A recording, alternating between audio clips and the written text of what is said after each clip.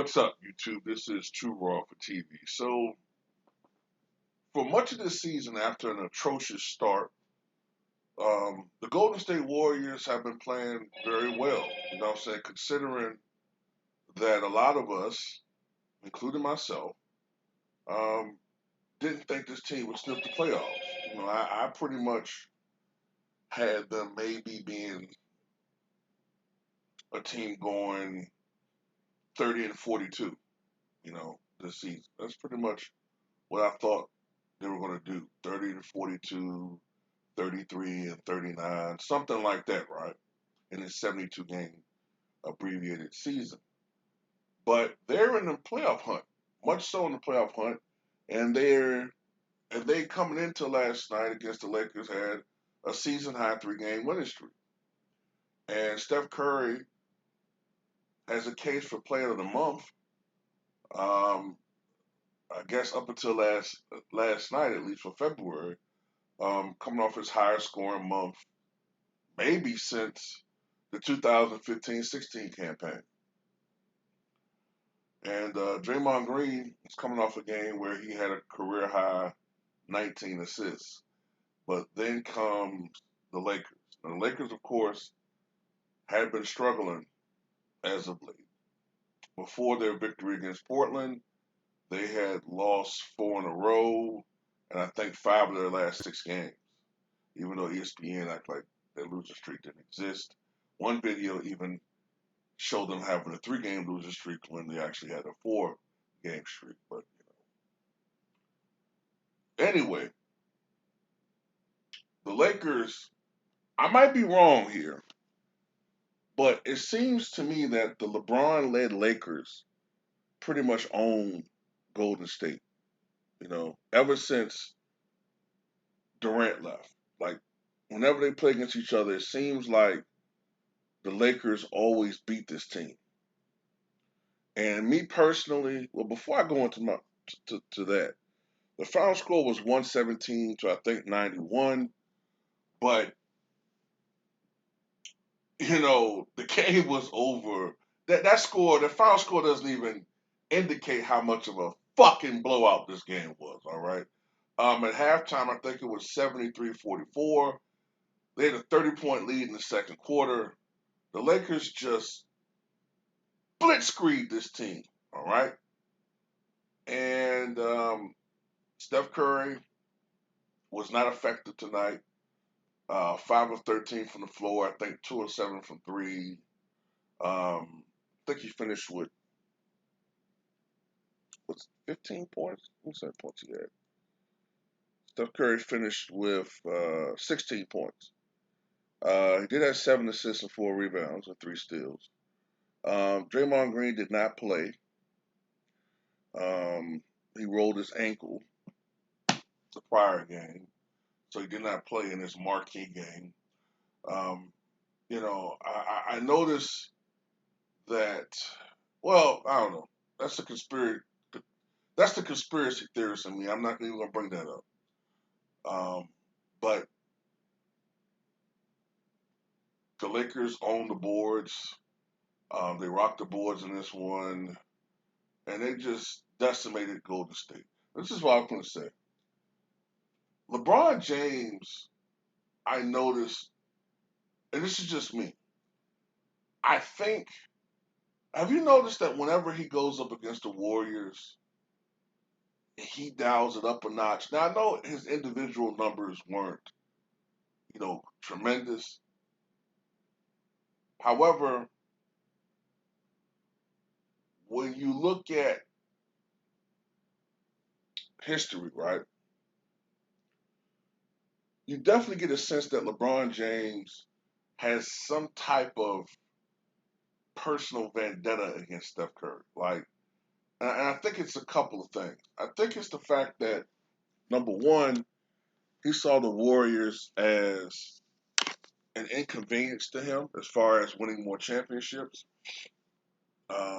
Initially as a well-oiled machine, which featured the Splash Brothers, which were the best team in basketball for a couple of years. And then, they acquired Kevin Durant and were essentially a super team, a team that he just, as great as LeBron James is, he just couldn't get over the hump and beat that team, which you really can't blame him for. I mean, the team featured three bona fide Hall of Famers and Draymond Green. Um, but I think that he resents more, even than that, the assertion that you saw sometimes that Steph Curry was the best player in the league, especially during the 2015-16 season when Curry averaged over 30 points a game, set the three-pointers made record with 402. Uh, that goes to show you how efficient he is, because that season he set the record with 402 made three-pointers, right? But I think he attempted something like 880 three-point attempts. But James Harden has broken that mark for attempts, but he didn't break Steph Curry's record for makes, which just goes to show you how efficient he was. I think he shot 45% from three that year. Remarkable.